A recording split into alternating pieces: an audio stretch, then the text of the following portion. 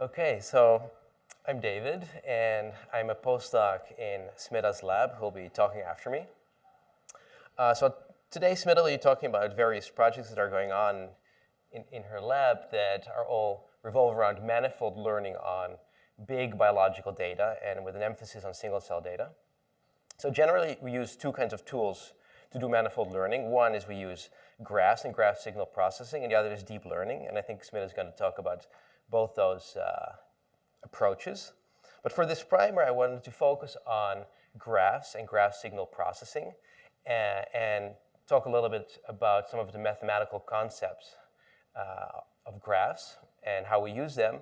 And finally, I want to briefly introduce two different projects where we apply graph signal processing on sort of real biological data. Okay, so what is a graph? I'm sure you know what a graph is. It's a set of vertices that are connected with edges, and then a graph can be represented by a adjacency matrix, right? Where the I and jth entry represents the connection between node I and j, right? Very simple. Okay. So graphs can be found in many different places, and you can, I guess, find them naturally. Data can be already a graph, but sometimes you have data that's not a graph, and you can construct a graph. So I want to focus on the application where we create a graph from data that is not naturally a graph. Because generally, when you have biological data, you have some measurements, you have some samples, some features, and this data is not a graph, but as you'll see, it's meaningful to represent this data in a graph for all kinds of operations. Okay, so a graph is defined by similarity between points, right? For example, nearest neighbors. We can also construct affinity graphs by turning a distance computation on your data into affinities by a so-called kernel function. So examples of affinities are correlation, right, or a cosine distance, for example.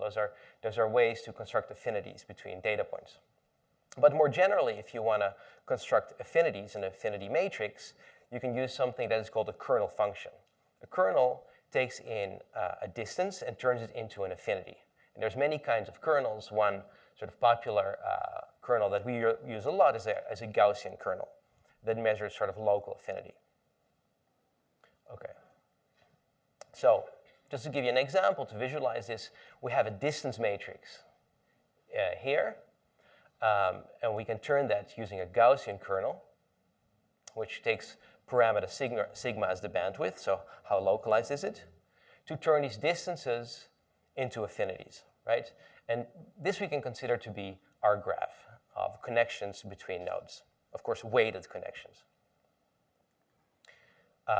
So in this specific kernel, which is the Gaussian kernel, we have a parameter sigma which gives us the bandwidth, or with which you can define the bandwidth, and increasing the bandwidth makes the graph less local, or decreasing the bandwidth makes the graph more local. Okay, so generally, when we have an affinity matrix, we want to do certain additional operations or normalizations of that matrix to achieve sort of better mathematical properties. So one such transformation or normalization of an affinity matrix is called the graph Laplacian. So the graph Laplacian, I'm going to write this down. Oops. Yeah. So the graph Laplacian, I'm going to say this is L, is defined as the degree matrix minus the affinities. Okay. So the affinities is our affinity matrix that we just constructed, for example, with the kernel function, right? The degree matrix is a diagonal matrix which gives us the sum of the rows, okay? So this is the definition of the Laplacian. Now this is specifically unnormalized Laplacian. There's various normalizations of that, such as the so-called normalized Laplacian, which is normalized for degree. So it's sort of a density-independent measurement of the connectivity. There's also the random walk Laplacian, which is defined as I minus m. So you can write this down. So we can have the random walk Laplacian, let's call it random walk. Oops. So I is identity minus m, where m is the Markov operator, which is defined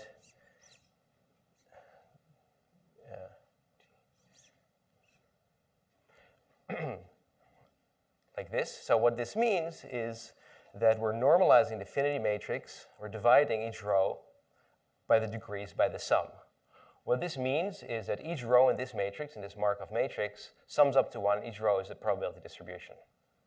Okay. And this matrix will come back later. Okay, so just an example of this process. So we have a graph, right? We can compute a degree matrix on this graph. So it's basically for each point, you're summing up the neighbors, right? We have an adjacency matrix, which represents the connection between the nodes. And combined with these, by that operation, we can create a Laplacian matrix. Okay. So to give you some intuition of what the Laplacian matrix means, I want to consider this example. So here we have this simple ring graph. And consider that, imagine that this graph was constructed on some data set, and one of the features of this data is x, okay? So we can evaluate this feature at node I, which is xi, okay? And we can have xi plus 1 or x minus 1. Now, I'm going to show and try to give you some intuition why the graph Laplacian represents actually the second derivative of the signal. So you might think that Laplacian looks like a difference operation. So you might think, oh, maybe it's like a derivative. Well, actually, it's a second derivative. And to give you some insight, some intuition into why it's a second derivative, I want to look at this example. So we have this signal, these features on the graph. We can compute first derivative at point I.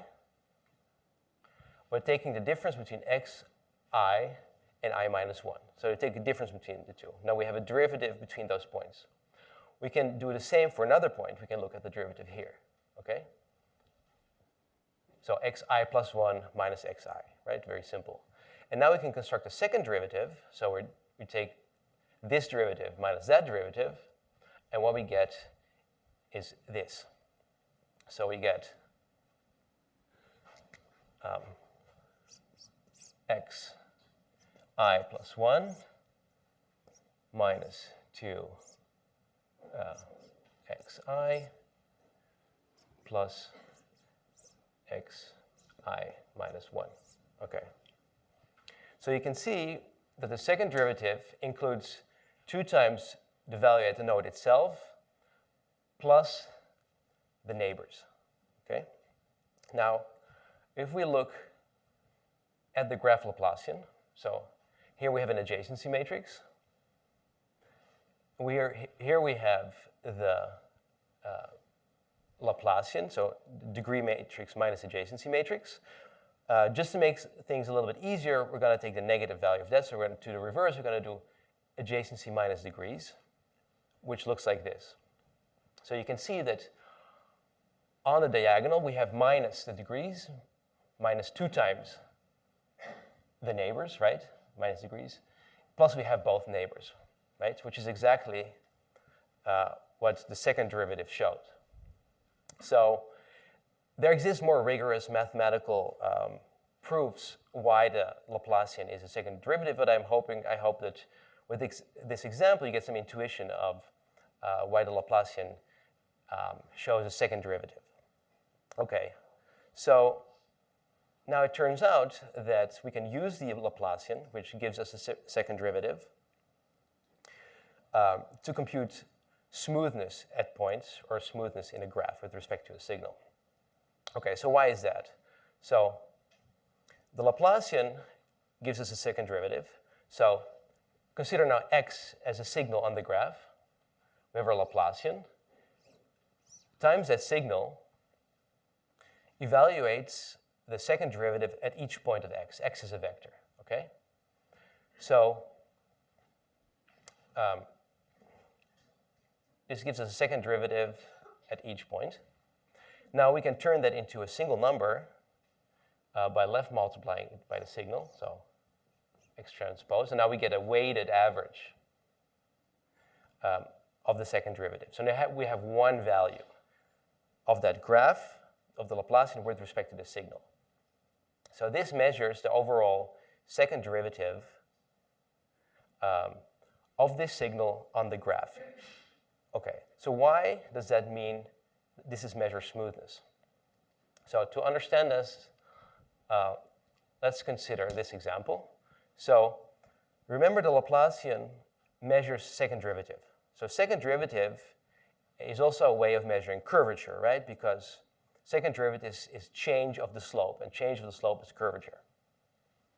So what this is evaluating effectively is the curvature of x with respect to the graph. Okay, so why does curvature mean smoothness? Well, if your neighbors are all the same, then there would be no smoothness, right? It would be like this. If your neighbors are different, right, this evaluation would give you a higher value. So it measures the deviation of that. So it's a measure of the curvature, right? So again, the Laplacian is a measure of second derivative, which measures curvature of your graph with respect to a signal, which is a measure of the smoothness. And this. Sorry, you say it's a measure of the smoothness. I don't understand why curvature and smoothness are sort of being related. Because I would think of a first derivative as a measure of smoothness. Because if the signal is smooth, it means that your neighbors, if I'm a point, my neighbors will have the same value. And evaluating the Laplacian at that point would effectively take the average value of my neighbors. Right, so you're using smoothness as an antonym for curvy. Yes. Okay. Yeah. All right.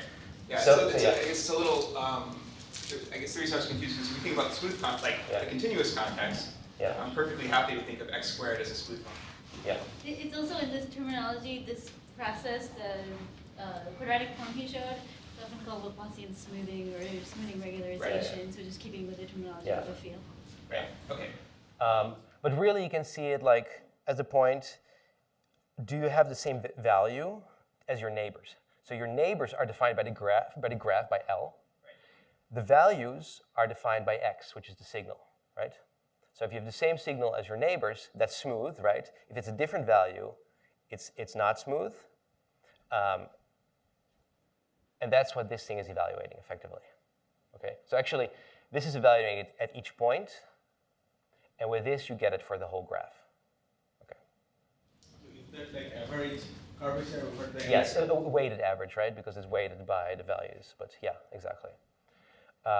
So yeah, as Smita mentioned, this quadratic form is generally used to smooth a signal on a graph, right? So you can, if you minimize this function with respect to the signal, you're finding a signal that's smooth on this graph, right? Because the smaller this value, the smoother it is on the graph. Okay. Okay. So there's another interesting property of the Laplacian, the graph Laplacian, and namely that its eigenvectors are harmonics. They're sines and cosines. Okay, so again, I'm going to try to give you some intuition why that is the case. So first, let's consider a definition of eigenvectors, right? So we have a Laplacian, and we have some vector, y equals lambda y. Okay, so this is our graph Laplacian. this is a vector, and this is a constant, a scalar. So what this means is that y is an eigenvector, and y, and one eigenvector, or actually all the eigenvectors combined, form an invariant space. So why is this an invariant space? Because what this says is if you apply the Laplacian, which gives us a linear transformation, to this vector, it's the same as the original vector scaled. So effectively, the vector doesn't scale, doesn't change when you apply the Laplacian to it. Okay? And that's what an eigenvector is the definition of an eigenvector, and they're also called an invariant space, right? They don't change. And this doesn't hold for any kind of vector, only for eigenvectors. There's special vectors that are special to the Laplacian that won't change in this situation. Okay, so this is the definition of an eigenvector. Now, I already explained that the Laplacian represents a second derivative, right? So let's consider the Laplacian. We're considering the Laplacian with respect to y, which is an eigenvector, right? So this means that we get the second derivative of y with respect to x. So x here is the graph, okay? And y is the signal on the graph, right? So this is, we can write this as this equals lambda y, okay? So perhaps you can see here now that this shows that y has to be a function so that whose second derivative is equal to itself. Now that's a very specific set of functions. Turns out those are sines and cosines. So sines and cosines are functions whose second derivative is equal to itself. Okay, so this shows that the solution to this equation, so the eigenvectors, are sines and cosines. Okay. So what does that look like? So in a one-dimensional case, so this is a line graph, right? So this is just a graph that has points connected, like so. On this graph, we can compute the eigenvectors of the Laplacian, and their harmonics, their sines and cosines, and this is what they look like. So this is second, third, fourth, and 64th eigenvector. This is a random set of eigenvectors. And you can see there's their harmonics. So each point on x is a vertex in the graph, and these are the values of the eigenvectors. Okay, so we can look at a two-dimensional case, so a grid graph. So can you go back to Yeah. just to make that very concrete? Yeah. It means that if you assign these values to the nodes, for each node, you have the property that the difference of the differences of that node with its two neighbors equals minus the value at that node. Well, so you're saying That's, I mean, effectively, that's what you're looking for to satisfy that equation. Nothing. Hmm? Proportional, nothing. Well, Yeah. Proportional because you have the frequency, yeah. yes. Right, so. Yes, those functions R, Y are these vectors such that when you apply the Laplacian on them, they effectively don't change up to some scaling, right? Lambda, exactly. Yeah, and again, eigenvectors are very specific vectors. It's not just any random vector, right? Because if you would plug in any random vector here, this would just not hold, right? And that's how eigenvectors are defined. Eigen is a German word for self vectors. That's, yeah. So everything you did so far, you're assuming that the adjacency matrix is binary, right? There is either. No. It's no, not at all. It's it can be, but actually, when I describe the kernel functions, those are continuous functions. Right, but I'm saying when you're describing these eigenvectors, you're No. relying the. Not at all. So the graph L is not at all. It is a weighted graph. So a Laplacian can be binary. This is a specific case. But then will I still get that second? Oh yeah. You still get the second derivative. You still get eigenvectors. Everything holds. Absolutely. And it's applicable to any graph? No. So Laplacian is a specific graph. So it's I mean, there's lots of theory, but it's a symmetric graph. Oh, You can, And the Laplacian is degree minus adjacency, which was defined continuously, Yeah. so it doesn't at all mean anything. And that equation will hold true for any Laplacian? Yes. Yeah. yeah. This is generally exact. Yeah. So if you have any affinity matrix, you can turn it into a Laplacian, and then you can compute the eigendecomposition. In fact, you can compute an eigendecomposition also on non-Laplacian, other matrices, but No, but will they still be sign, we could always compute yeah, eigenvectors. but they won't be signs and cos exactly. Well, yeah, not guaranteed. Yeah, exactly. But what's nice So about they this won't be example, sinusoidal. Depends what the graph is. There's no guarantee. We would say they're harmonics. They're Yeah. harmonics on their graph, and he'll show. So on a line graph, they clearly look like a sine or Yeah. cosine, but on other types of graphs, they look like frequency harmonics. We'll show them in a second.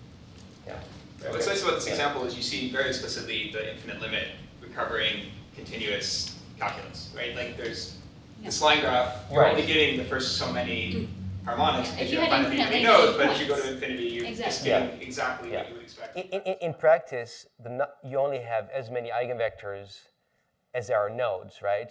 Because it's a discrete graph, right? But then it's exactly in the continuous case, you have infinitely many. Okay. So a two-dimensional case in a grid graph, it looks something like this, right? This is just signs, movements up and down in a 2D grid, right? Okay. Now that we have an understanding of the graph Laplacian and its spectrum, this is also called the eigendecomposition, so the eigenvectors and eigenvalues. By the way, y is an eigenvector, and lambda, the scaling factor, is an eigenvalue. So eigenvectors and eigenvalues. So now that we have, and combined are also called the spectrum of a graph. We have an understanding of the graph Laplacian and its spectral decomposition. We can now start thinking about signals on the graph. I was already introduced this idea of signals on a graph when I explained why the Laplacian is second derivative, but I want to take this a step further. So to understand signals on a graph and do interesting operations on them, I want to introduce the so-called graph Fourier transform. So perhaps you're familiar with the normal Fourier transform, which is an operation where you can go from the time domain, so if you have a signal that varies in time, to a frequency domain. So you have the signal represented by its spectral decomposition, its decomposition in various frequencies, okay? Here I'm presenting the equivalent that holds for a graph, and it's also called the graph Fourier transform, okay?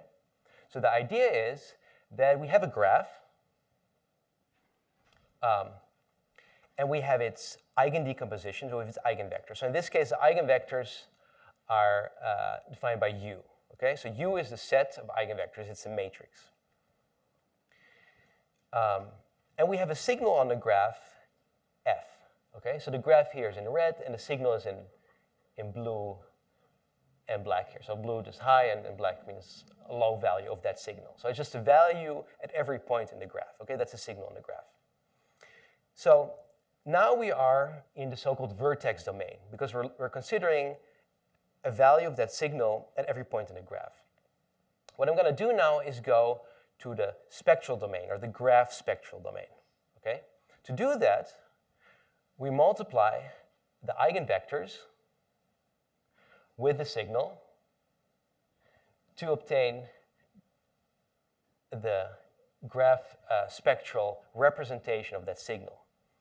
So that signal now holds the same information as before, but we have projected it into a new space. So what is this space? This is the spectral domain. Namely, we have decomposed the signal into its various frequencies, or its projections onto the different eigenvectors. Okay? So the intuition here is the different eigenvectors of the Laplacian represent different dimensions. In fact, the eigenvectors represent an orthonormal space. They're orthogonal to each other, right? They have zero inner product. There's no correlation between the eigenvectors. They're independent dimensions, if you will. And what we've done here, we've taken the signal and we've asked, how is it represented? To what extent is this signal represented by each of the eigenvectors? Okay? So on X, we get all the eigenvectors. And on Y, we get a value that signifies to what extent is represented by it, okay? which means that every different signal will get a different spectrum here. So you can think of this as frequencies. Actually, they're literally frequencies because I showed previously that we're dealing, that the eigenvectors are harmonics, or sines and cosines, so they're literally frequencies. So here we've changed this frequency, or the signal, into a spectral decomposition, okay? And what's nice about this transformation, we can easily go back again without losing any information. We can do literally the same thing. We can just, instead of transposing the eigenvectors, we can multiply the eigenvectors with our spectral domain signal to retrieve our original signal. So we can just go back and forth, and assuming, so I was saying informationless transformation, that is assuming that we're projecting on all the eigenvectors, right? If we only take a subset of the eigenvectors, we're losing some information. And maybe that's actually desired sometimes because you want to remove noise and stuff like that. But assuming we have all eigenvectors, we have an informationless, lossless transformation back and forth. Okay, so we can go from a vertex to the spectral domain and back. Okay. Let me skip this. Okay, so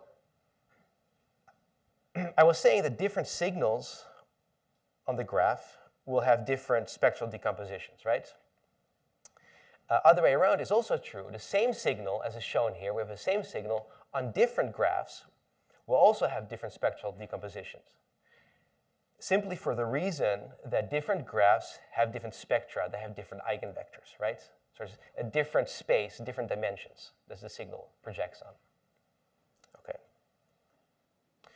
So now that we have this graph spectral representation of the signal, we can do all sorts of interesting things with it. For example, we can filter it.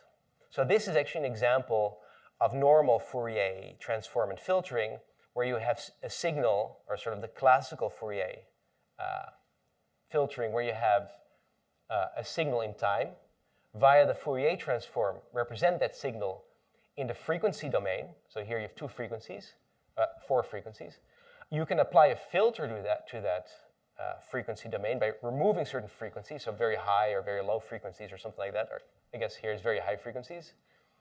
And you keep, so this is kind of a low pass filter, you keep the low frequency signals, and now you go back to the time domain and you have a smooth signal, right? So this is how it's done in classical, with the classical Fourier transform. We can do a similar thing on a graph. So we can do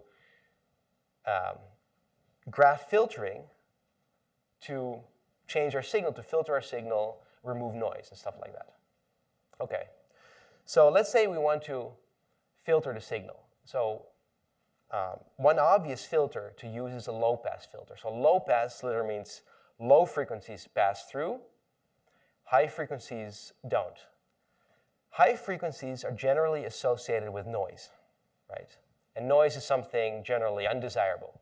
So again, one very obvious filter is to do a low pass filter, such as we keep the low frequency, the meaningful signals in the graph, and we remove the high frequency noise components. So to low pass filter, we effectively want to smooth a signal on the graph, which denoises the signal. So just to give you an example visually, so this is a graph. The colors are the values of a signal on that graph. And originally it's noisy. And as we apply a low pass filter, and I'll show you in a minute how to do that, we smooth the signal on the graph, okay? So that is sort of what we want. Okay, how to actually do graph diffusion. So one way to do that is, how to do low pass filter is to implement it via graph diffusion. So diffusion, which is also a random walk, so walking randomly on a graph, is a low pass filter. To sort of implement that filter, we have to construct a Markov diffusion operator. I also already briefly introduced it in the beginning. So this is the Markov diffusion operator, which is the degree normalized affinity matrix. So what that means is that we have an affinity matrix where each row sums up to 1.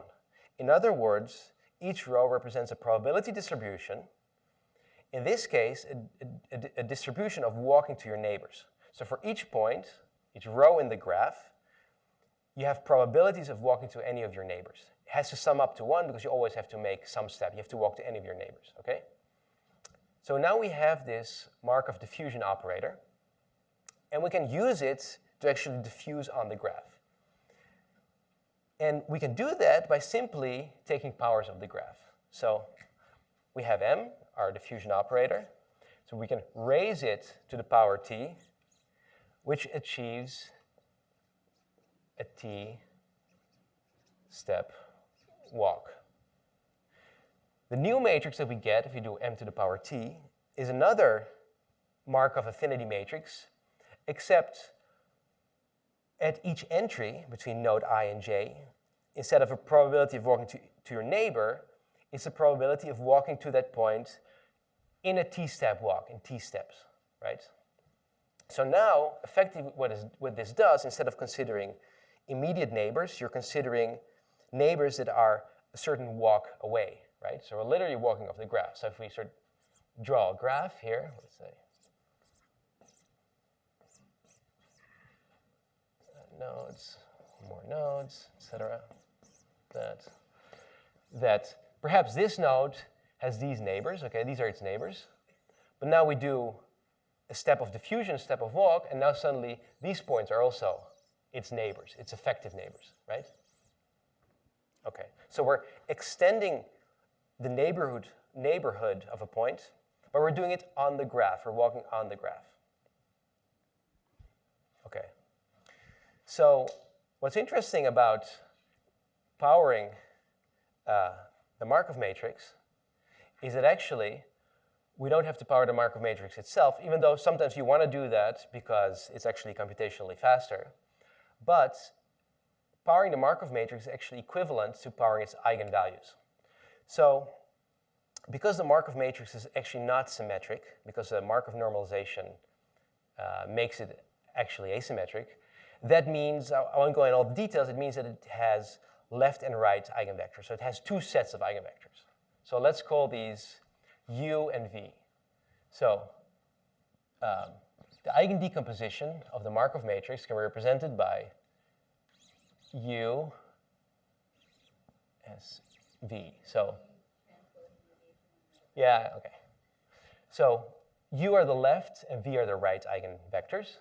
S are the eigenvalues. So S is a diagonal matrix, which gives us the lambdas that I introduced here. Okay, sort of the weighting of those dimensions of eigenvectors. So it turns out that raising the Markov matrix to the power t to execute the t-step walk is the same as powering the eigenvalues. So what you can see here is that the eigenvectors, the sort of dimensions that we constructed, don't change at all. They stay the same. The only thing that changes is the weighting of those dimensions. Now, another interesting property of the Markov operator is that its eigenvalues range between 1 and 0. Okay? So I'm going to draw that here. So S is a diagonal matrix, which means effectively it's a vector of values. Its eigenvalues, right, go from 0 to 1. And they go down, okay? So they look something like this, okay? So these are the eigenvalues for eigenvectors. So these are the eigenvectors here. These are the important low-frequency eigenvectors. These represent important signals in the graph. As you go down, as you decrease the eigenvalues, the frequencies, literally the frequencies, again, because we're dealing with cosines and sines, become more and more high frequency. So this is essentially what we would consider to be noise. Oops, noise, okay? This is the important signal. This is the uninteresting, okay, yeah? So the powering of M, it works only for any SVD or just for this Markov operator? Yeah, it's only for the, well, you can power any matrix, but to walk the diffusion operation, powering only works for the Markov operator. You need the Markov operator to do the diffusion. No, my question is like, this only reduces to powering the eigenvalues. Oh, if that holds for any matrix. I actually, no. That's only for Markov. Yeah. Okay. So why does powering the Markov matrix effectively implement a low-pass filter? Okay. Powering the Markov matrix is like powering the singular value, the eigenvalues. Effectively same singular values, the eigenvalues. So what happens when we power these values? Well, these values range between 1 and 0, right? So let's call this t equals 1, original. But t equals 2, what we get is something like this, right? Powering will decrease them. Even higher, go like this. Let's say t equals 8. So what you can see is as you power these eigenvalues, you're effectively implementing a low-pass filter because you're keeping the low-frequency signals, you're removing the high-frequency signals. Right? And since we do this on the eigenvalues and the eigenvectors don't change, we're effectively taking powers of the Markov matrix, which implements our random walk, our diffusion, which is a way to low-pass filter the signal.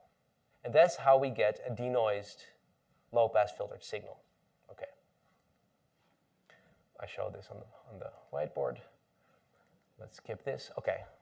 Now I want to briefly introduce two projects. I guess Smita will talk more, especially about the first one, sort of more the biological conclusions, but I just want to briefly show you how we can use this concept of graph filtering to learn something about actual real data, specifically biological data. Before you move on, just a quick question about, so you're taking powers of M to diffuse sort of locally in the graph. Yeah. But before you talked about low-pass filter that just basically threw out certain frequencies. So you could just as well represent your signal in the spectral basis and toss out completely some. Very good so point. why? Okay. Yeah. This is actually a very good point, and that would be that's a legitimate way of implementing this. There's a square filter. Yeah. So what you're suggesting This is is not a square filter. This is sort of an exponential filter. yeah. So you're saying instead of taking powers, I design a filter and rescale my eigenvalues the way I want it. Is that what you're saying? That's perfectly fine, and that's what people do, and that's very interesting. It's just that this has an intuition, a connection to graph diffusion, right? If you're going to implement your own manual filter, then the question is, what does that mean, right? So, but you can do that, and that's very interesting. You can also do a bandpass filter, maybe, right? So maybe you're interested in sort of medium frequencies. So if you want to do a square filter, we tried that, and it just doesn't work very well. So in practice, you need the smooth decay just for it to work well. That's what we find. But yeah, designing filters, that's something very interesting. And this filter, the low pass, is just the most basic one, I think. And there's a lot of interesting stuff that you can do. Okay. So In Magic, we explained it a little bit as maybe we think the reason this kind of diffusion filter works is because it's kind of like walking through the graph and spreading values as you walk. So it seems like a natural way for cells to learn values from each other. Yeah, so you're going to talk about that. This is the version that has direct analogs and sort of harmonic analysis and Riemannian geometry and leads to an equivalence between the Euclidean metric and the sort of The diffusion map. under the diffusion map. So it has very special properties, but I'm curious from this point. I really like the way you presented this point of view on it, and I was just curious if there were other reasons. Yeah. So data diffusion.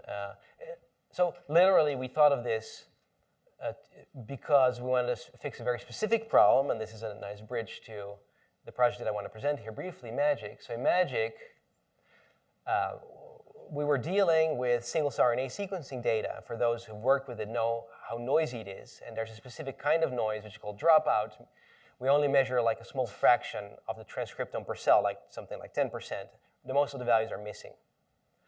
So we figured if we can construct some kind of graph on our data, and we can, for a given cell, find its real biological neighbors, we can exchange values because this dropout, this noise process is supposedly random. So even if you have 2 copies of the same cell or same phenotype, they'll be missing different values, and they can exchange values, okay? So then we were like, okay, we can exchange values. Let's try it. Well, if you find neighborhoods in Euclidean space, exchange values, it doesn't work. Then we realized, okay, this is probably because biology is highly nonlinear, and we're not dealing with a nice Euclidean space, but it's a nonlinear manifold. So we want to learn that manifold. So actually what we want to do is construct a graph on our data, make no assumptions on the shape of the data, and exchange data on the graph by walking on the graph. And if there's curvature in the data, the random walk will naturally follow that curvature because it just follows the graph. So we realized, actually what we want to do is exchange data on this graph. And exchanging data on a graph is like data diffusion, and then we realized, okay, we can actually implement this via graph diffusion. Okay, so very briefly, how do we implement this? We start with our data. So single cell data, we have cells and genes. We can compute Euclidean distances. We turn those distances into affinities via kernel function. As I explained, right, we're using a Gaussian kernel, actually with an adaptive bandwidth. We Markov normalize this matrix such that each row sums up to 1, as I explained here. And now we can take powers of that matrix. We get a new Markov matrix which represents t-step walks at each position. And now, and here comes the imputation step, is we can apply this new matrix to the original data in a matrix multiplication and achieve imputed data. So what this operation effectively doing is replacing each row in the original matrix by a weighted average of its neighbors, where the weights are determined by this powered Markov matrix. So each point is getting values from its neighborhood, but it's not just its Euclidean neighborhood, it's neighborhood on the graph. You've walked on the graph to get those values. Yeah. So how do you get the graph there? So we have our data. We compute simple Euclidean distances. So these are gene counts, UMIs. Yeah. Like the top right figure? This? Yeah. No, this is just a cartoon of what the data looks like, and then here we construct a graph, so it's like connection. It's just a cartoon. But we have data turn into affinities, so we compute distances, turn into affinities via kernel. Now we have a graph, Markov normalize, take powers of it, and then apply it to our data to get a new data. It's a weighted graph. The edges are Absolutely. affinities, and presumably you do some truncating for very small affinities. Yeah, so and also for computational reasons, you want to work with sparse graphs, absolutely. So here you are constructing the graph, but you can use any graph for cake or reactome, some kind of anything. You could use a different graph. That's an interesting idea. So where you use a different graph for this data, yeah. Actually, the next project I'm going to present is actually sort of the reverse. We're using this graph on different data. So, but yeah, what you're suggesting, that's very interesting, yeah. Okay. So more on magic later by Smita. So the other project, by the way, magic stands for Markov Affinity-based graph imputation of cells. So just so you know, it's not just random. Other project, MELD, which stands for Manifold-enhancement of latent dimensions, is, as I just said, a project where we use, a method where we use the learned graph, and I guess the diffusion operator, or the graph Laplacian, actually. There's different ways to implement it. To now apply this to external signals. So in magic, the signal on the graph, so, for example, x here, is actually the original data that we use to construct the graph. So we're using the graph learned on the data to fix the data itself. In this project, I'm using a graph learned on some data to do something with an external signal, okay? And specifically, this signal relates to the experimental design, okay? So consider the following experiment. So let's say you're doing single cell measurements, single cell RNA sequencing in 2 different conditions, okay? So you have your, let's say, our control, right? So we have our data matrix, right? We have genes and here we have cells. And let's say here we have our treatment, okay? Matrix, same thing. Very basic experimental design, right? We rarely do experiments in solitude. There's always a control, at least, at the very least. And then the question is, what's the difference between the two? What happens in the treatment different from the control? But these are not single measurements, right? These are manifolds on their own. This is a population of cells, this is a population of cells. How do you figure out, how do you tease out sort of the effect of the treatment? Well, the solution that we propose is to take these two data sets, combine them into one sort of big matrix, if you will, and we can say this is the control, treatment. Then learn a manifold from this data space, just like in magic. And by manifold, I mean essentially learning a graph, right? So let's say we learn a Laplacian matrix from this data. And in addition, from this data, we construct a vector that represents the condition. So very simply, zeros for each cell from the control and ones each cell from the treatment. This can now be considered as a signal on the graph, right? Because we have one value for every point in our graph, right? So we can take this one, let's call it, right, x.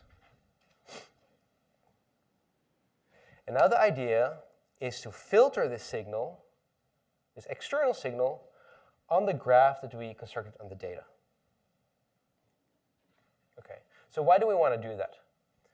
The reason why we want to do that is because each cell is measured once in only one condition, right? So a cell is either from the control or the treatment, not from both or somewhere in between. However, that doesn't mean that if you measure a cell in the control that it doesn't exist in the treatment, right? This process is stochastic, right? There's a lot of randomness, there's a lot of noise. So it can be that even though you measured a cell in the control, it actually didn't really react, or actually its treatment, right?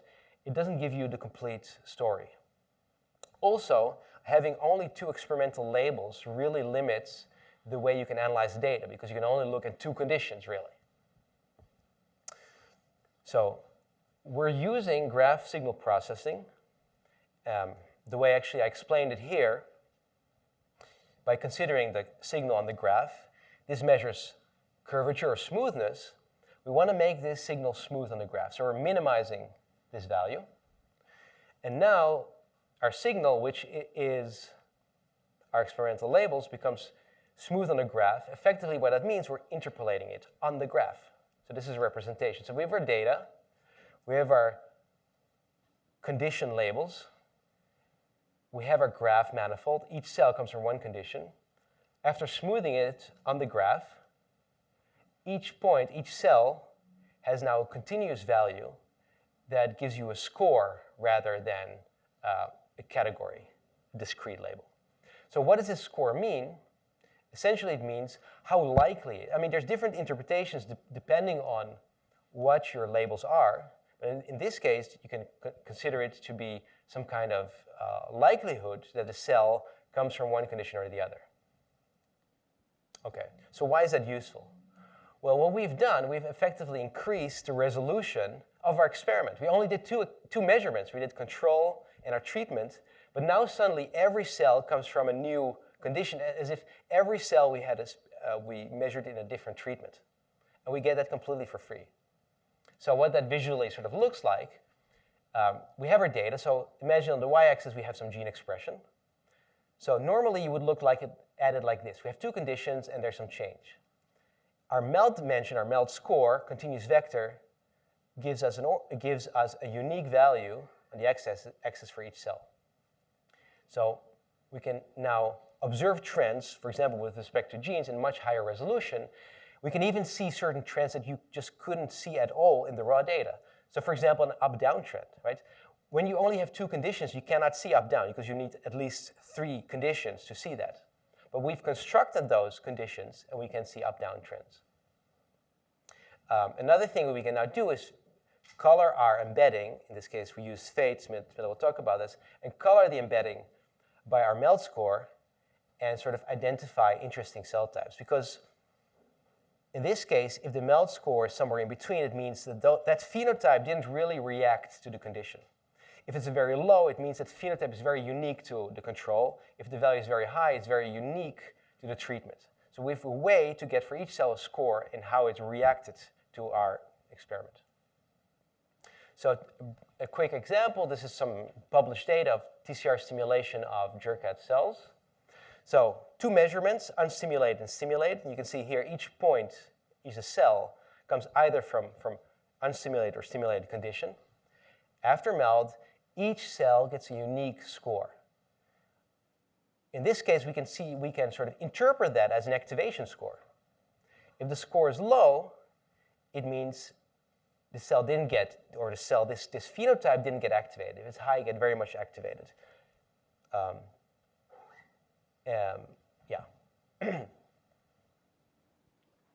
So now we can take the same score, right, and do what I showed before. We can plot gene expression as a function of that score and look for gene enrichment that way, right? So before, if you didn't do MELD, we would only have 2 points on the x-axis, and now we have much more resolution and enables us to see much more interesting trends, really, in this very simple experiment.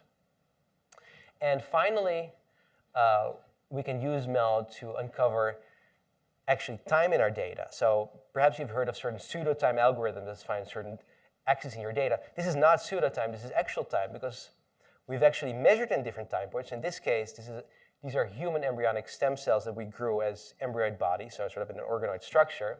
Over a course of 27 days, we measured at 5 different time points. And what we're able to do is take those 5 discrete time points, smooth them on our graph, on our manifold, and now achieve a continuous time. So each cell has now a unique time point, as you can see here, enabling us to quantify smooth, continuous time trends. So originally, so this is expression SOX10 at 5 different time points. After MELD, we get continuous time trends, right? So you can imagine that the external vector signal that we're doing this graph signal processing on can be any type of label, right? One example is 2 conditions or maybe different time points, and there's all sorts of possibilities. Okay, so to conclude, data can be represented by a graph. Features, either internal or external, right, can be considered as signals on the graph, and then we can use graph signal processing to filter those signals. Or first, we can represent these signals in the spectral domain. We can filter them, for example, a low-pass filter implemented via graph diffusion by the Markov operator. And then I showed 2 applications, MAGIC, where we use this process to impute the data itself, and MELD, where we use this process to impute external signals. Thank you.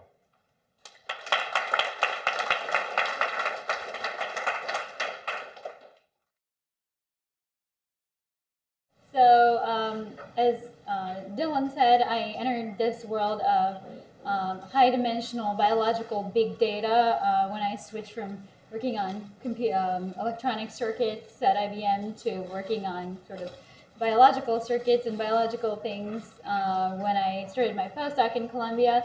For about the last, I don't know now, what is it, like 3.5 years, I've had a lab at Yale, situated between computer science, genetics, applied math, a lot of different departments there.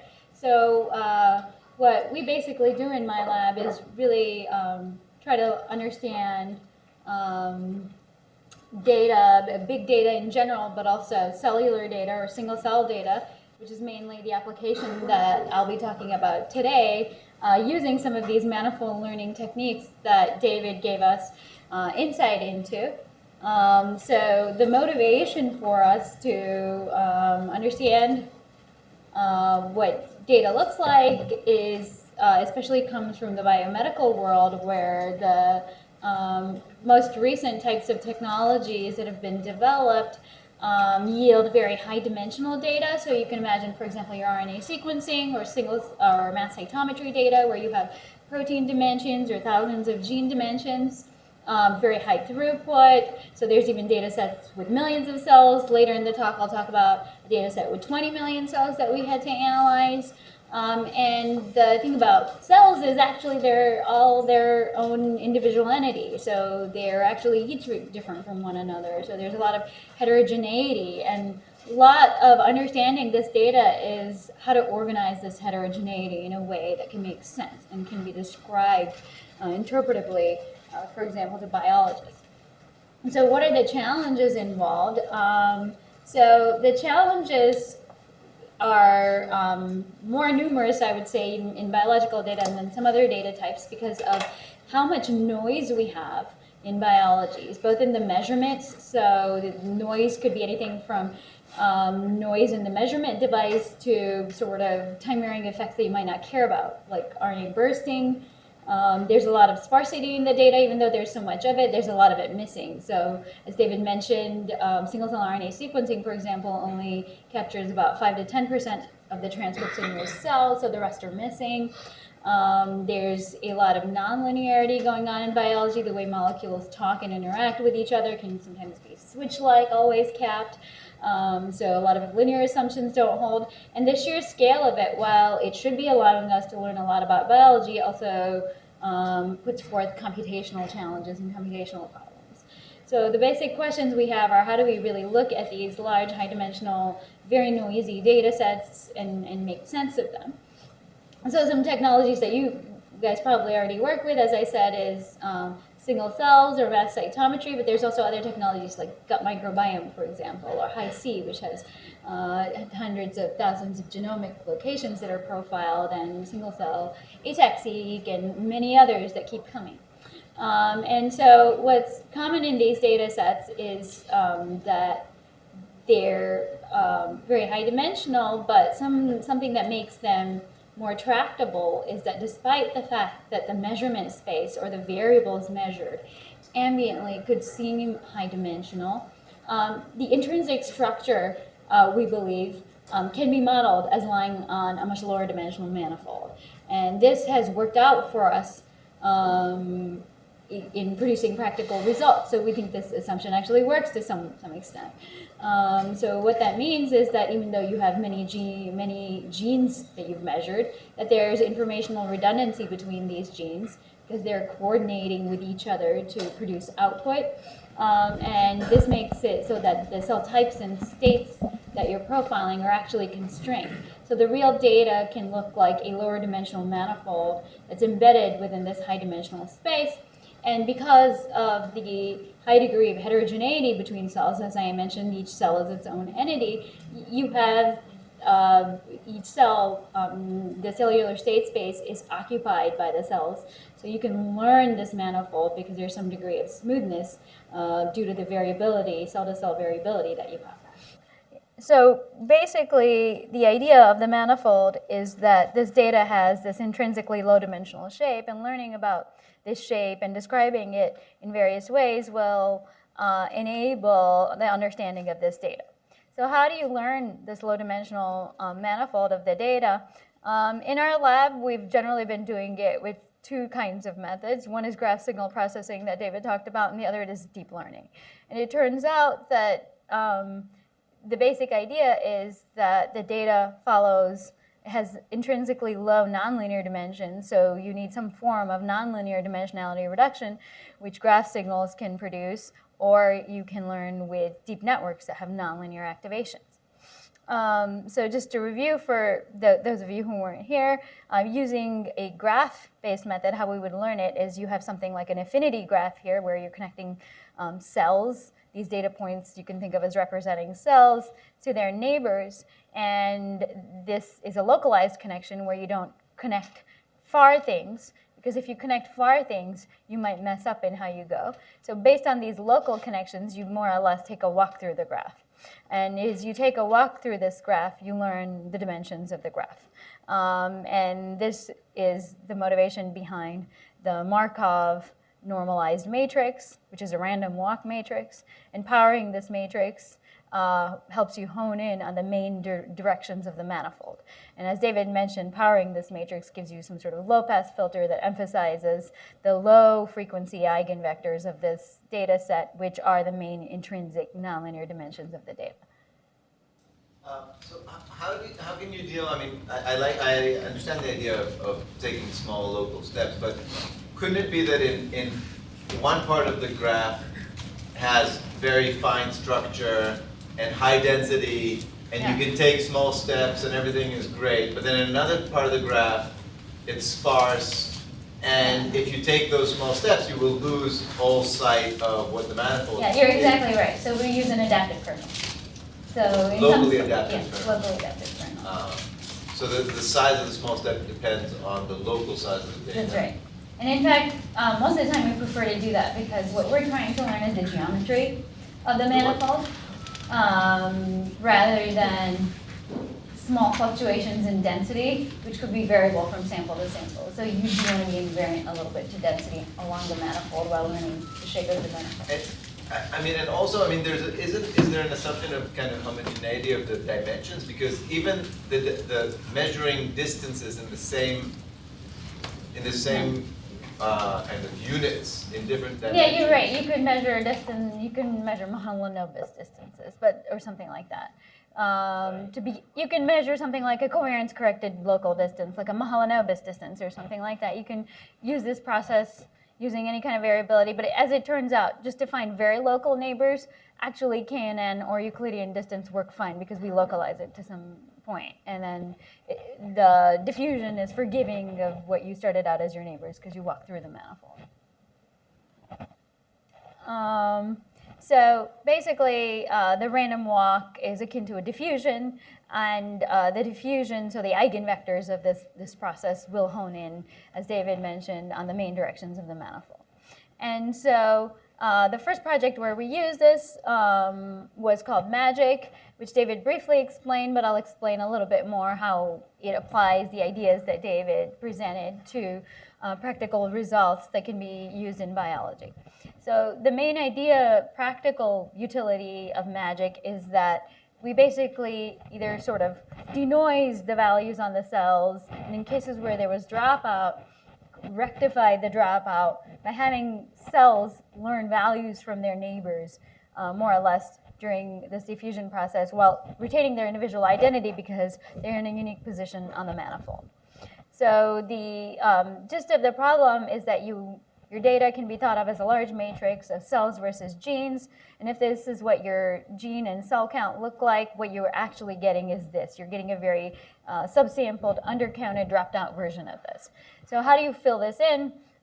You can't necessarily use methods that people have used to fill in matrices, such as matrix completion, because matrix completion relies on the fact that you can rely on the entries that are there. Whereas in this matrix, you can't rely on any entry. They're all wrong, including the ones that are there, for example. And so it's really a question that there's a massive amount of noise. And what we think is that this noise is represented in the high-frequency eigenvectors, and somehow taking them off gets rid of this noise.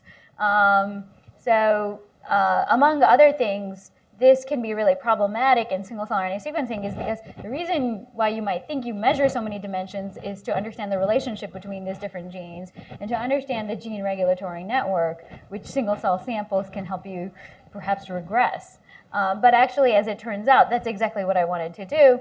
I wanted to see which genes were talking to each other, as I had done previously in the protein world. But when you take a look at this, when you look at two genes that are known to have a relationship. For example, this is a breast cancer cell line that was induced to undergo EMT by stimulation with TGF-beta. Here, scientists know that ecodierin and vimentin are inversely correlated, while SNAIL, which is a transcription factor that's known to go up with EMT, and vimentin are positively correlated, and yet you don't see any real signs of positive correlation here because of all the values that are at 0. They're so dropped out that you measured 0 molecules. So it's actually quite rare that you're measuring a cell where both the molecules appeared. And this can obscure gene-gene relationship and make it really hard to enforce the prime application, it seems like, of single-cell RNA sequencing data, which is to learn relationships between genes. So how do you sort of rescue and solve the problem? So the method that we came up with was a graph signal processing-based method, and this is the same method that David went over. So you have your original data where you have your cell by gene matrix. We calculate Euclidean distances between the cells, and then we localize it. So we more or less zero out or push to a very low value every distance that's far away. So you see this on the Swiss roll. If you just calculated distances, you have low distances that go across the manifold. But when you see that when you localize it, this gets a little bit better. But when you diffuse the matrix and you're looking at the affinities that are diffused, it's getting even better. It's getting rid of the side bands. So you Markov normalize it, and when you power it, you're getting rid of the side band so that you have a connection through the manifold and no connections across the manifold. So now you can understand that this diffusion process has actually learned distances within the manifold. It's no longer cutting across the manifold. It's really walking through the data, not across the data. And now the distances we feel are somehow reflective of biological distances of the cells. And so if you project this matrix onto your original data, we get imputed data back. And in this process, as David explained, on the back end, you got rid of the high-frequency eigenvectors that are the noise eigenvectors. So before you can compute eigenvectors, population, or even Euclidean distances, you don't need to compute data. How do you do that? We don't need to impute data. So you can compute. Exactly. If you want to compute the covariance matrix, and you have missing values. We're not computing the covariance matrix. Sorry. We are not computing the covariance Right. So matrix. you're computing the eigenvectors of the population. We are computing an affinity matrix. And we do that on the dropped out data. So you start with a matrix that has missing values. Yes. And you compute the This is exactly the Euclidean steps we distance. take. That's right. And you compute the Euclidean distance. There aren't missing values, there are zeros that are inappropriate zeros. Right. So they're measured as 0, but really there's some gene expression in that gene, so they're not missing. So you use zeros. So when you have missing values, essentially they're being treated as zeros. Yeah, whatever the value is there, we compute the affinity matrices on these. So behind this process, you can think it's like this. The data has a manifold. The dropout is disruptions from the manifold. So you can still learn the main dimensions of the manifold despite the missing data. The point is that if we have zeros in many cases in single-cell RNA sequencing data, we know that the 0 is there because of the technical artifact in very many cases. So that's... It's not that 0 is not special. Every value is there because of a technical artifact. Every value is undercounted. So not just 0. 1, 2, 3, 10. They're all wrong. Does that make sense? Okay. Yeah, it's just they're low count, so there's 0. So all values are wrong. 0 is not special. Some zeros are right. Some zeros are right, some ones are right. It's not special. All the values are the same. Zeros are not special values in this setting. How do you get the network that you need to do this? This is exactly how we get the network. We find we have the cells. You find the distances. You localize the distances to get affinities. Once you have an affinity matrix, that's a network. So maybe what you meant was, if I understand correctly, that Euclidean distance to begin with is wrong because you computed it on a noisy matrix. So it turns out it's robust so that it doesn't matter really that Euclidean distances are not completely trustworthy. They seem like they're trustworthy when we localize. So every value in that matrix will have some associated noise with it. Some of the values have more noise. Other values have less noise. And what I was thinking of is that in particular RNA sequencing, we know that some of the zeros tend to have more noise. So I understand very well what you're doing. You assume in computing your affinities that the noise of all values in that matrix is about the same. Yeah, so I actually don't know any evidence that 0 is a special value. So if you think 0 is a special value, we can talk about it later. There is evidence they had different probability, and happy to take his notes. Yeah, that's fine, but I don't see y0 as a special value, so that's the assumption. We treat every value as equal, and we actually treat dropout just as a form of noise. And so not only does magic correct dropout, it corrects other noise, like Gaussian noise and things like that. Go ahead. So you mentioned that the assumption is that there is a low-dimensional manifold where the gene expression lives. I want to make sure that the imputed data satisfy that hypothesis. Is the imputed data living on a low-dimensional manifold? Yes, we can't make up dimensions. Well, we're only removing dimensions. We're only not taking up dimensions adding with magic, right? We're not adding dimensions. well, but the number of dimensions, right, is the number of cells. No, the number of dimensions is the number of dimensions. See, So yes. it's the number of genes at the beginning. And at the end, depending on how many eigenvectors you keep, you're implicitly now at most in that dimensional space because you can embed your data inside that Euclidean space. Sorry, but at least in the primer, the discussion was that the dimension of the eigenvectors is the dimension of the nodes on the graph. The dimensions of the eigenvector. The eigenvectors of this. Yeah. Yeah. This is the number of eigenvectors you have is n. But if you're talking about the intrinsic dimensionality of your cell by gene data, I would think the gene features are the graph. You might have many eigenvectors, but most of them might have small eigenvalues. They're irrelevant dimensions, so the effective intrinsic dimensionality is much lower. That's where the manifold lives on. So basically, after you impute the data, what you basically the effects that we see after we impute the data are that the data is has, of course, fewer zeros, but it also has more denoise structure. We can often see the shape of the data much better, and I'll show this to you in low and high dimensions. So you have these gene relationships that I showed you before, and as you power this matrix more and more in order to impute the value, this is imputation after one step of diffusion. You see you're getting some recovery.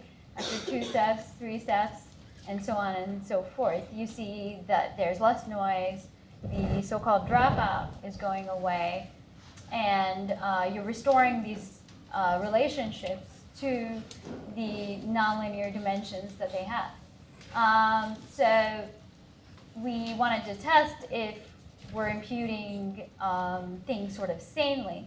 So how do you do that computationally? We took some data that actually didn't have dropout. This was bulk RNA sequencing on very small samples. These were worms from 0 to something like 42 hours of development. And these worms are ordered in order of development. So you see they have sort of a linear manifold structure. We artificially induced dropout on this data. We just dropped out values. Using an exponential distribution, you see the same thing happens. The relationships all are destroyed, and we impute it back. And when we impute it back, we see there's a close correlation between what we used to have and what we imputed back. And this is on our RNA sequencing data. So once you have these imputed values, what else can you do? So you can learn gene-gene relationships again. You can, to some extent, so you can see how, you go ahead. So when you introduced the dropouts, did you ensure that the graph structure didn't change? Or no, nothing, just randomly drop. How do you choose T? So how do you decide? Yeah, so I will talk about how to choose T when I talk about the next project, PHATE, and it's the same intuition. So what else can you do? You can see differentially what's expressed, so what's higher and what's lower in what condition. But you can also do other kinds of analysis that involve reasoning about the data in high dimensions now that you've restored all the gene dimensions back. So this is, for example, a 3-dimensional PCA plot before magic. So you see sort of like a vacuous blob there, but after magic you see it restored to a very sort of clean shape. And this is the kind of shape that, for example, Uri Alan likes because it has sharp corners. And what this means is that we might be able to analyze this shape and describe it in terms of the corners of the shape. which is a form of analysis called archetypal analysis, where you describe the convex hull of the data and think of the cells as lying within it. So when we did archetypal analysis, we found something like 10 archetypes, and actually we see that only a fraction of these cells actually make it to the mesenchymal state that's in yellow. So basically you had the data before magic, after magic, and then the analysis involves fitting a polytope to the data to infer the archetypes. And when we did that, we were able to identify several intermediate states that had not been well characterized before, that included a lot of chromatin modification, a lot of stem-like signatures, and generally speaking, the biologists we were working with were used to looking at either the beginning or the end states of this process. And in fact, they had many inductions, like induction with a Zeb vector that would just zoom to the end state. But we hopefully convinced them that the intermediate states are important, and actually a slow EMT induction might be interesting. So this is part of the biology, part of the types of biology you can do after magic. Go ahead. So how do you know, that you found, if not the right, but like a reasonable number of archetypes? For example, I'd be worried initially, is it related to the number of eigenvectors that you kept? Yeah, of course. Right. But the number of eigenvectors we keep is also related to what we think the dimensionality of the data is. It's related, but you have some choice there as well. That's right. You cannot infer more archetypes than the number of dimensions you have. Actually, that's shown in this archetypal analysis. Right. So have you done any sort of analysis to say, how do we feel about these? Are these like robust archetypes? Well, these are like, so yeah, they are robust. So we've tried to drop out all kinds of data, and we get the same archetypes back, provided we have these dimensions. But this is, again, a question of granularity. It's like saying what's the right number of clusters. Right? So you can fit a much more detailed polytope to this, and you can get 100 archetypes. It just depends on what level of granularity you think is meaningful. Yeah. So this is really cool, but I'm wondering how this relates to diffusion maps, because it seems like you have a PCA after a diffusion-based imputation. And so how would that relate to diffusion components without doing that? Okay, so this is a really great question, and I will come to it when I talk about PHATE, which is a dimensionality reduction method, and I'll compare PHATE to PCA diffusion maps, and I'll show you the difference. And somebody asked me this yesterday, actually, and in my class. And then we see that other methods don't work as well. So if you have a linear assumption like low rank approximation or SVD-based, non-negative matrix completion, and a whole host of other methods. So more recently, we were interested not only in single-cell data, one set of single-cell data, but now people have been generating multiple single-cell data sets. So we were interested in seeing if these same sorts of techniques apply to analyzing single-cell data that's generated under multiple conditions. And so we have basically one set of cells that are under a control condition and maybe another set of cells that are under a perturbation condition. And actually, we were able to successfully apply these sorts of ideas in a couple of different ways in this context. The first way we actually applied it that I won't talk about is to align these two batches of data and reduce batch artifacts. But the other way is to boost the effect size. So you might get a weak, noisy effect because you have so much noise in the data, and you really want to see what tracks with the experimental condition. And just to boost this, and as David said, increase the resolution of the experiment, we were able to use similar ideas in a project that we're working on right now called MELD. So this is one of the projects that we already don't have software of, but we will soon. And the idea of MELD is to use the same smoothing process that we use to recover genes on an external signal. And when we recover an external signal, it can be anything. It can be metadata, or it can be an experimental label, like these are the cells that came from control, and these are the cells that came from an experimental condition. And so how do we smooth it? We actually smooth it using a very similar process, but using a different scaffold. Because these are sort of external signals, what we're trying to do is we're trying to weigh the signal reconstruction against manifold smoothing. So we have this convex optimization that's solved using OMP, and here L is the graph Laplacian. And using this, we get a much more smooth version of the experimental label, which had some noise in it. And here we get what David said, that we impute this label into continuous resolution, and now we're able to track what genes follow along with it. So from a graph signal processing standpoint, what we did was we took this external signal as if it's a signal on the graph, and we low-pass filtered it. So if you low-pass filter it using the diffusion kernel, you slowly remove the high-frequency graphs. And this we see enables trend tracking. So for example, SOX10 in these different, this is an embryoid body data set that I'll describe soon. You don't really see what the difference is in SOX10 over these different times of collection, either with imputation or before, because you have so few conditions and you have so much variability. But once you smooth the experimental label, you see that there's actually two branches going on, and in one branch, SOX10 is increasing, in another branch, it's not increasing. And not only that, the even more kind of exciting applications that we have are recently to this Lyme disease data set that we have from the Human Immunoprofiling Consortium. Here we have subsequent visits by a patient who was infected with Lyme disease. And when you color, this is a PHATE plot, this is the nonlinear dimensionality reduction method I'll talk about next. When you have a PHATE plot where we have highlighted it with the MELD labels, you see that there's regions that are basically pure that are enriched for the second visit.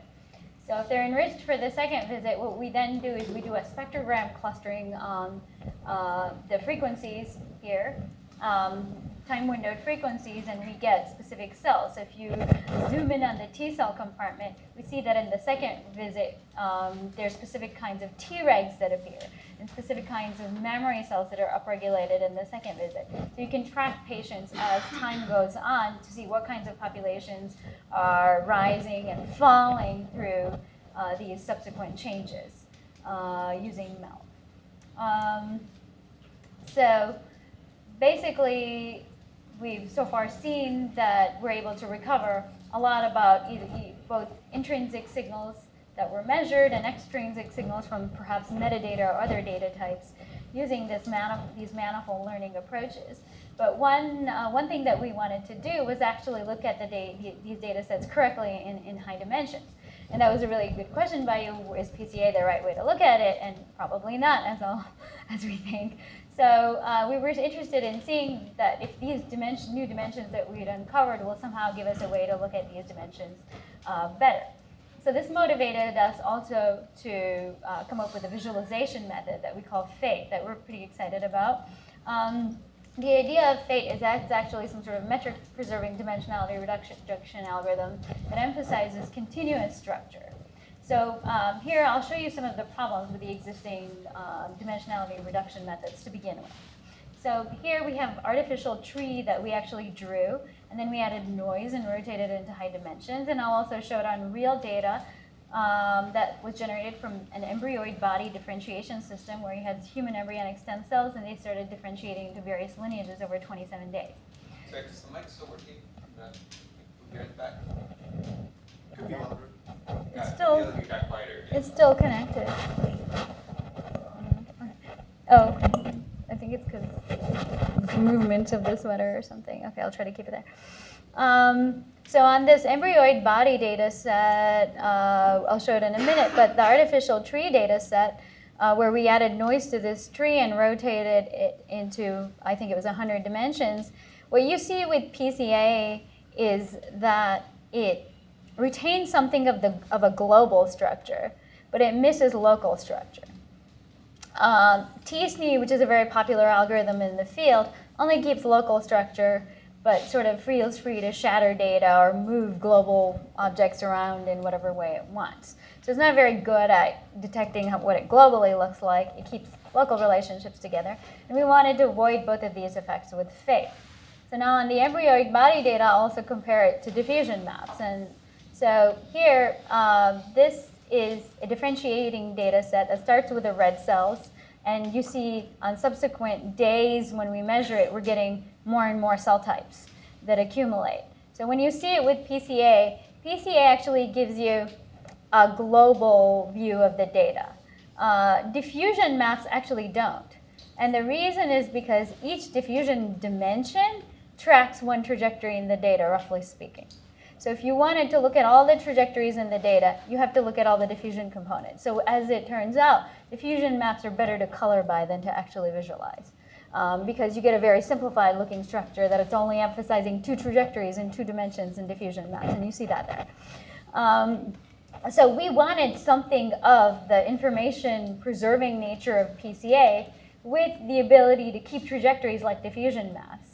And tSNE doesn't have this at all. So for example, the red cells, which are early cells, are shattered by tSNE into opposite sides of the green and blue cells. So you've lost all track of global information when you look at a tSNE map. So in order to do this, to get the best of both worlds, to both get the idea of, get the notion of continuity and trajectories like a diffusion map, but to keep a lot of information in low dimensions, we decided to come up with PHATE. And this is how the PHATE algorithm works. The first few steps are the same as what we showed in MAGIC. You have the data, you come up with distances, you convert them to affinities, and then you have Markov normalized diffusion probabilities. So now here is where it changes. Now if I just eigendecompose this, I would have a diffusion map, and it would have the same problem that diffusion maps have in visualizing data, that one trajectory is visualized in one dimension. If you have 20 trajectories in your data, you need 20 dimensions, no longer good at visualization. So instead what we do is we realize that each cell is now represented by a probability distribution. So essentially what we have is a statistical manifold. So a good distance between probability distributions now is not the diffusion distance because it's a Euclidean distance between probability distributions. But you probably learned in probability theory that you should take a divergence between probability distributions, like a KL divergence or something like that. We did not use a KL divergence, but we used an information-theoretic distance between probability distributions. And as it turns out, the key feature that's useful of information-theoretic distances is that they can keep track of changes in probability distributions both in the high probability region and the low probability region, which is what gives PHATE the sensitivity to track both local and global relationships. Can you just, I'm not sure it's totally clear what probability distribution you mean. So each row in the Markov normalized affinity matrix that's powered is a probability distribution because it sums to 1. Rows of cell? Yeah. But you're not looking at, are you looking at all the diffusion components still, or just the first The 20? whole operator. Okay. We're looking at the whole operator, which is a Markov normalized affinity matrix, where each row, it's row stochastic matrix. We don't do each eigendecomposition. We don't do eigendecomposition. Okay. No eigendecomposition. No, literally, these are the same. And then we preserve an information-theoretic distance that we derived between these rows, and each row is a probability distribution. And now we want to keep the maximum information about these distances. So now that we have this information-theoretic distance, we squeeze it into 2 dimensions, keeping maximum variance in, like we do with PCA. So we use non-metric MDS to squeeze it in. So we do use the ideas of PCA, but with a different type of distance. So it turns out that Just to follow up, so what information theoretic distance do you actually use? yeah. So Oh, okay. so it turns out that in a function that measures information of a probability distribution is usually a submodular function. So we've tried using log, square, and p log p, and they all work with sort of different advantages, and that's described in the PHATE manuscript. But by default, I think it uses log, am I right? It uses log as the default, but we've also used square root to other effects. So basically, it turns out that you can use log transformation, and then you can take the Euclidean distance between those to get an M divergence. So we've tried it with several submodular functions, and it seems to work out well. And their basic reason is because you're treating each probability point as a probability distribution, and you're preserving a divergence between them. But now, because divergence is not symmetric, we use the Euclidean distance, which is symmetric. And now you can use MDS, which is, MDS stands for multidimensional scaling, and metric MDS is actually an algorithm that starts with classic MDS and then squeezes together using gradient descent or Smakov. And so it's preserving all these distances in 2 dimensions, and there's no more variability left. So in that sense, it's like tSNE. It really is squeezed into 2 dimensions. So we're not leaving out variability like we do with PCA, but we're keeping global information. So now the question that the other person has, what should be the time of diffusion? So the time of the diffusion is related to the intrinsic dimensionality of the data. So what we look at is we look at the von Neumann entropy of the diffusion operator. And as you power it, you get lower and lower von Neumann entropy. And our reasoning is, in the beginning, you're losing dimensions quickly because these are noise dimensions. But when you get to signal dimensions, you start to go into a flatter region. And in PHATE, we recommend putting it right at the knee there. But we show that it's robust or large range of diffusion parameters. So this is called the von Neumann entropy, which is the entropy of the eigenvalue. So you can measure the entropy of the matrix by taking more or less Shannon entropy of the eigenvalue. So here's PHATE compared to other methods on artificial data sets that we generated. Again, we have to generate artificial data sets to make sure the computation is functioning correctly in a setting where we know the ground truth. So we have the tree data set with and without noise. We have these intersecting curve data set. We have these mixture model type data sets, and then we see what each data set is doing to this. So often with PCA, we see that things are, like for example, on the last case, PCA does is fine. It's keeping global information, so it keeps the structure okay. You see tSNE in general does not. It's, again, moving the red and blue to the green to be in between the blue and the orange. And you, for example, see that in the top case where you don't have much noise, tSNE is again shattering. ISOMAP is kind of like a diffusion map, but you're taking the shortest path. But the shortest path is bad. It's not robust to noise. The shortest path will take every shortcut it can find through data, through noise. So you see very noisy embeddings there. Force-directed layout seems really popular these days. Everybody loves it, but force-directed layout's not really that metric preserving. It gives you kind of sneezy-looking balls. UMAP is barely better than tSNE. It has some factor that keeps some amount of global distance, but it's not really global within the range. Monocle 2 is a different type of method. It's not a general dimensionality reduction method, but some people use it. It will find a tree no matter what your data looks like, so to be careful about that. So I have a question. So regarding the earlier slide, did you try KL divergence instead of the information-theoretic? Yeah, so KL divergence is not symmetric, so we prefer something that's symmetric. We tried something like that. We tried P log P with the symmetric size. It works okay. So here's PHATE on real data sets, and here we see that because PHATE is implemented with this diffusion process, we're able to do a shortcut through landmarks and make it very scalable, much more scalable than some of these other methods. And we see, again, that diffusion maps sort of simplify the data too much. So one thing that we're kind of interested in is actually, like PCA, PHATE keeps the global structure, but then you start to see details in the local structure that you don't see in PCA. So you can zoom in on the details more is what we see. Sometimes people ask, oh, I see these clusters, but why is PHATE showing branches here? It's kind of a zoomed in setup. And we've zoomed in a few times in the paper to see what we get. So what can you do after PHATE? Similar things that you can do on tSNE. You can cluster on it, but we also find it interesting to color it by local intrinsic dimensionality. That tends to point out the branches in the data, which people are interested in finding branch points.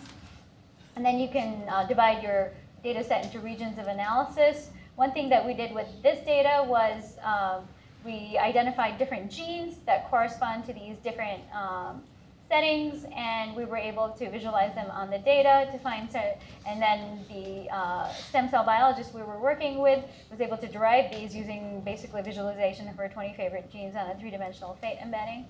So we'd encourage you to try it. We've tried PHATE on all kinds of data, from Facebook network data to Frey faces to gut microbiome, SNP data, etc. So let us know what you think about it. How would you expect clustering to perform if you kept 20 diffusion dimensions versus if you do it in 2 dimensions? No, we don't. So actually, that's a good question or point. So when you visualize PHATE, we generally reduce it to 2 dimensions. But when we cluster on top of PHATE, we usually reduce it to like 10 dimensions. And so this is maybe an advantage over tSNE because it's very hard to get tSNE in 3 dimensions even. And so so generally I would like to emphasize it's a general dimensionality reduction algorithm. If you want to visualize it, you can look at it in 2 dimensions or 3 dimensions. Sometimes it's very interesting to look at. But of course you do lose information whenever you look at dimensions, but we're trying to keep maximum information together.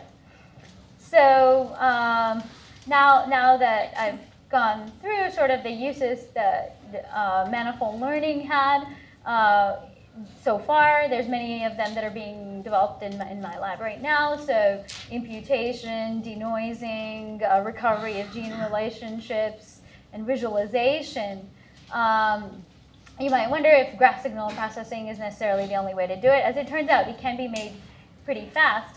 But we basically sought out to do all of this again using a deep neural network. Because using deep neural networks has certain advantages. For example, you can send it out to your GPU farm without much thought, or you can train it later to train your features later with supervision, for example. And so the last project that I'm going to talk about is called SAUCIE, and it kind of sets up the framework for how we think about deep networks in our lab. So deep neural networks in our lab are, again, an unsupervised tool for nonlinear dimensionality reduction, more or less. So in that case, what we're trying to do is we're trying to actually get information from the different layers and the different embeddings that the deep network produces. And so we're actually trying to make the layers interpretable, and that's a large part of the deep learning effort in my lab, is to make the internals of a deep network more interpretable. So along these lines, I'm going to present a project called SAUCIE. It's an autoencoder framework, and basically it tries to do a lot of these single-cell analysis tasks using a neural network in a manner that's highly scalable without necessarily any scalability tricks. So the motivation for SAUCIE for us, which you guys are starting to get too, I talked to Dylan about how he's working on Ebola patient data, is sort of an infectious disease data set where we had 180 different files of mass cytometry data collected on different patients in India.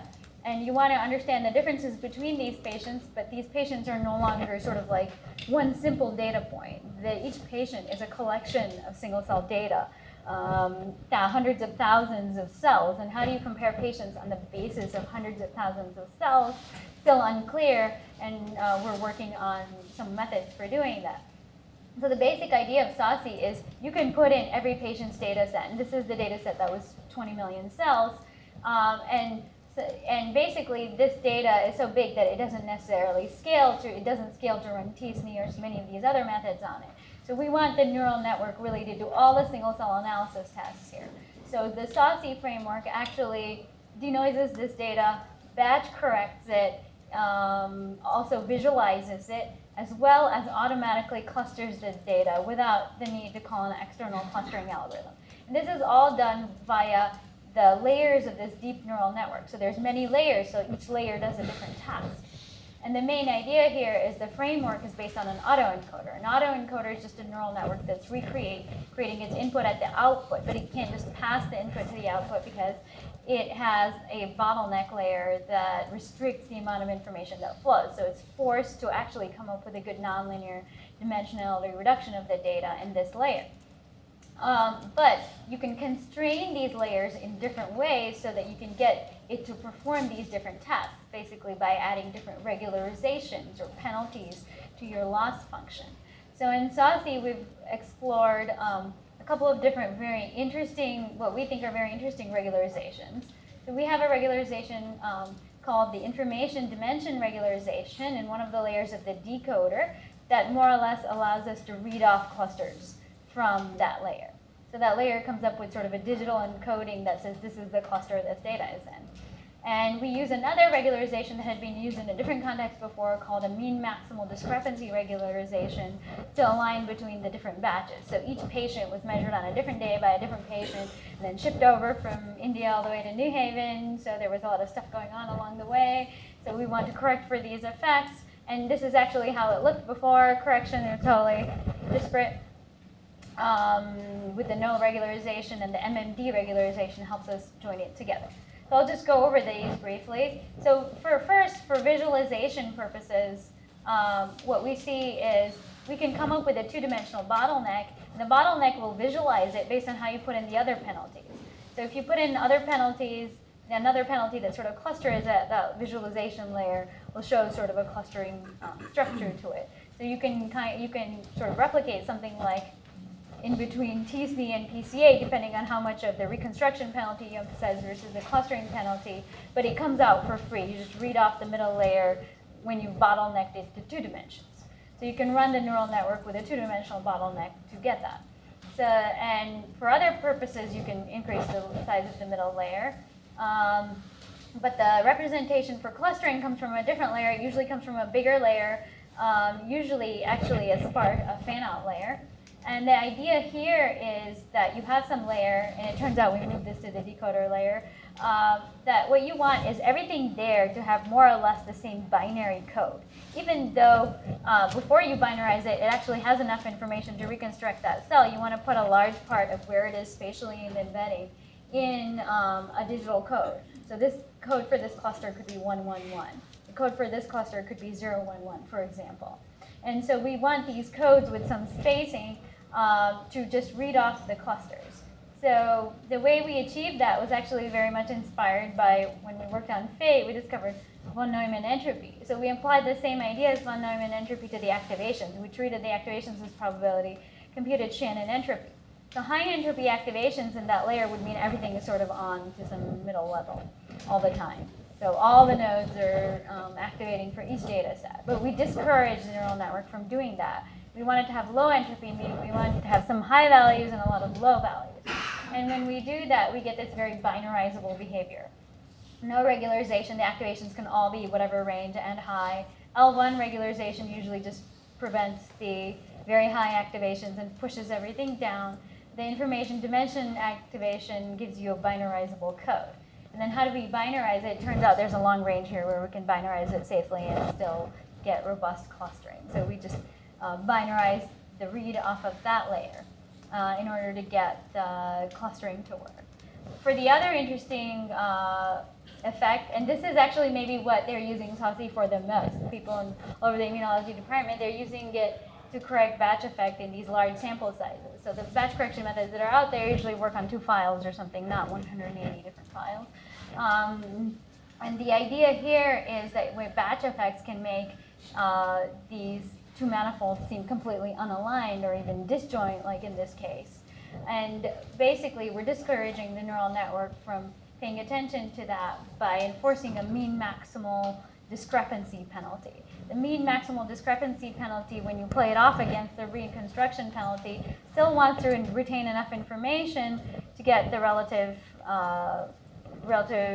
positionings of the data sets, but it wants to align the data set with sort of minimal perturbance.